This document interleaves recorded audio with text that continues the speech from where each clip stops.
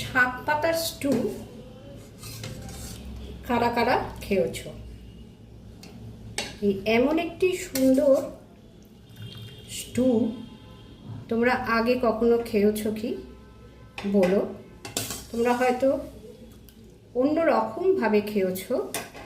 আজকে এটা হচ্ছে কুমড়ো শাক, আমার টবের কুমড়ো শাক, সেই দিয়ে আমি একটা স্টু বানিয়েছি।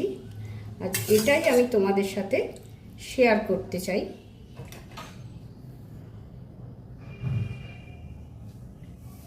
কুমড়ো শাক নিয়ে চলে এসেছি, এই যে গাছ থেকে তুলে নিয়ে আজকে করব কুমড়ো শাকের স্টু।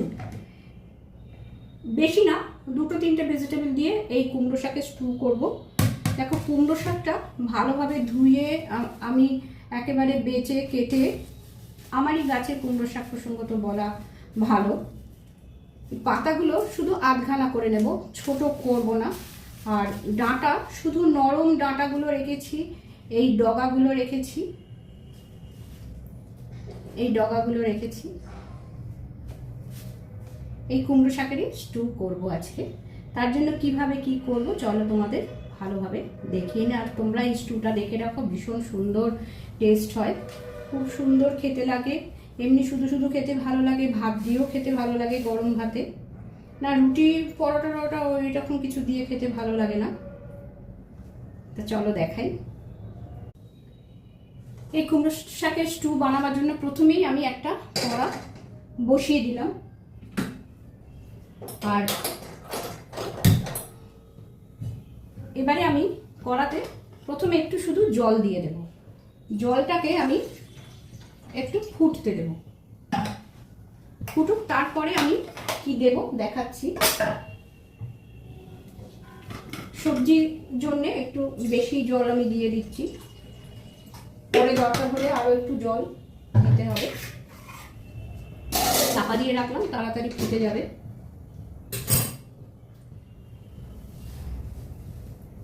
আমার ইউটিউব পরিবারের সমস্ত প্রিয় বন্ধুদের আন্তরিক শুভেচ্ছা জানিয়ে আজকের ভিডিওটা শুরু করেছি। আশা করি তোমরা প্রত্যেকে খুব ভালো আছো, সুস্থ আছো। তাহলে কুমকুমের রান্নায় আজ দেখছো আমার গাছের কুমড়ো শাকের স্টু। ভেজিটেবল দিয়েই আমি করছি। এটা কিন্তু শুধু হয়তো ভালো লাগবে না, শুধু আলু দিয়ে তো করলে ভালো লাগে না, সেই কারণে আমি ভেজিটেবল নিয়েছি। শুধুমাত্র আলু দেব আর পটল। বাড়িতে যদি অন্য সবজি থাকে দিতে পারো, দিয়ে করতে পারো, কিন্তু এখানে শুধু পটল, আলু আর কুমড়ো শাকে কিন্তু বেশি ভালো লাগে। হ্যাঁ, ঝিঙে একটু দিতে পারো, আমি দিইনি। ঝিঙেটা দিয়ে আবার আমি অন্য রান্না করবো বলে আমি ঝিঙেটা দিইনি। ঠিক আছে, চলো তাহলে দেখে নিই। এই রান্নাটা আমি একজনের কাছ থেকে শিখেছি রান্নাটা, তবে আমি করছি। আমারও ইচ্ছা হলো আমি বাড়িতে তৈরি করে দেখি কেমন হয়, আর সেটার জন্য আমি আজকে প্রথম করছি। আর আমি তোমাদের সাথেও ইচ্ছা হলো এটা শেয়ার করি। তোমরা কিন্তু একটুও স্কিপ করো না। আজকের এই রেসিপিটা যদি ভালো লাগে তাহলে লাইক করে দেবার অনুরোধ করলাম। আর আমার চ্যানেলে যারা আজকে নতুন তাদেরও অনুরোধ করব আমার চ্যানেলটিকে সাবস্ক্রাইব করে দেবার। তাহলে চলো, জলটা ফুটে গেছে, এবারে আমি দেখি কিভাবে কি করব।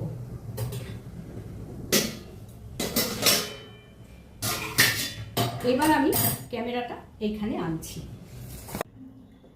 জলটা গরম হয়ে গেছে, দিয়ে দিচ্ছি আলু কাটার পরে কিন্তু ওটি অবশ্যই ধুয়ে নেবে। আর দিয়ে দিলাম পটল।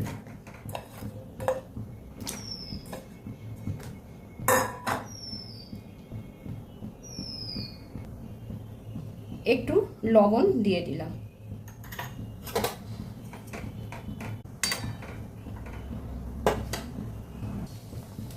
অল্প একটু ডাঁটা আছে, আমি ডাঁটাগুলো দিয়ে দিলাম। দিয়ে এবারে একটু চাপা দিয়ে রেখে দেবো, মিনিট 5 এটা সিদ্ধ হয়ে যাক। 5 মিনিট হয়েছে। এবার আমি ঢাকাটা খুলে আমি এই শাকগুলো দিয়ে দিচ্ছি।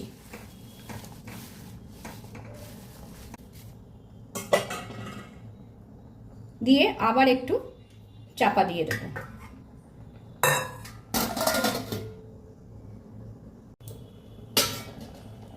মিনিট 2 ফুটিয়েছি শাকটা দেওয়ার পরে। এবারে একটা এরকম কাঁচা লঙ্কা আমি দিয়ে দিলাম, আর একটু জল দিয়ে দিই। আমি গরম জলই দেব।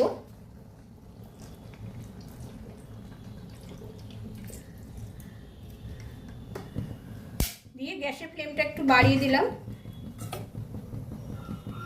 দিয়ে আবার একটু চাপা দেওয়া থাকবে। কিন্তু তার আগে আমি একটু সর্ষের তেল দিয়ে দেব। কাঁচা সর্ষের তেল আমি একটু ওপর থেকে দিয়ে দিলাম।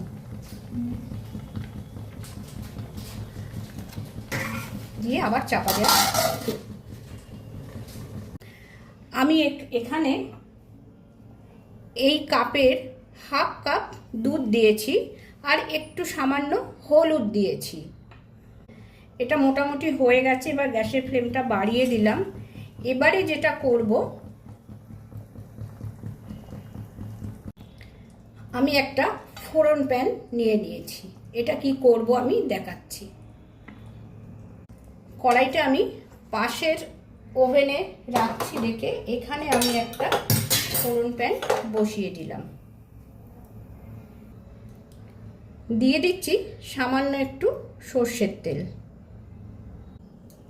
শুকনো লঙ্কা ফোড়নে দিয়ে দিলাম।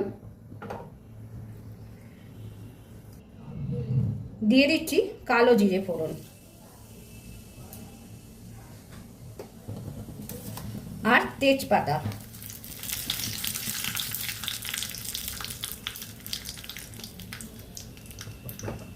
এবারে আমি কড়াটা এখানে বসাবো। এই যে ফোড়নটা তৈরি করেছি সেটা আমি ওপর দিয়ে ঢেলে দিলাম।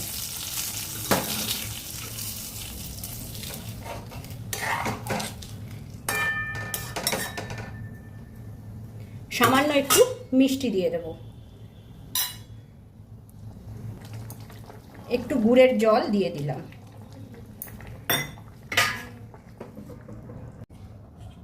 দিয়ে দিলাম একটু ঘি।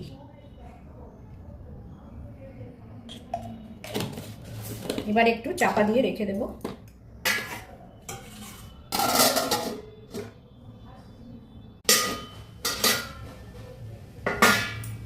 এবার একটা পাত্রে আমি ঢেলে রাখছি।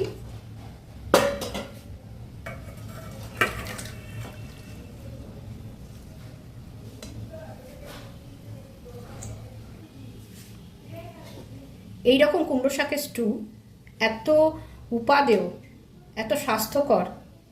যদি কেউ মনে করো শুকনো লঙ্কা ফোড়ন দেবে না, সে কাঁচা লঙ্কা ফোড়ন দিতে পারো। আরও যদি বেশি কেউ ঝাল খাও তাহলে কিন্তু কাঁচা লঙ্কাটা আরও বেশি দিয়ে দেবে। আমি যেমন এইখানে এই একটা কাঁচা লঙ্কা দিয়েছি, তোমরা এখানে মনে করলে কাঁচা লঙ্কাটা একটুখানি ছিঁড়ে দিয়ে বেশি করে দিতে পারো।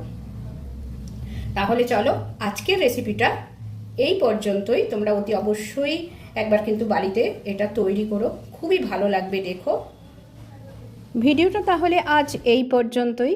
আজকে যারা নতুন দেখছো তাদের অনুরোধ করব আমার চ্যানেলটিকে সাবস্ক্রাইব করে দেবার জন্য। পরের দিন চলে আসছি আবার অন্য কোনো ভিডিও নিয়ে তোমাদের সামনে। সবাই ভালো থেকো, সুস্থ থেকো, আনন্দে থেকো। ধন্যবাদ।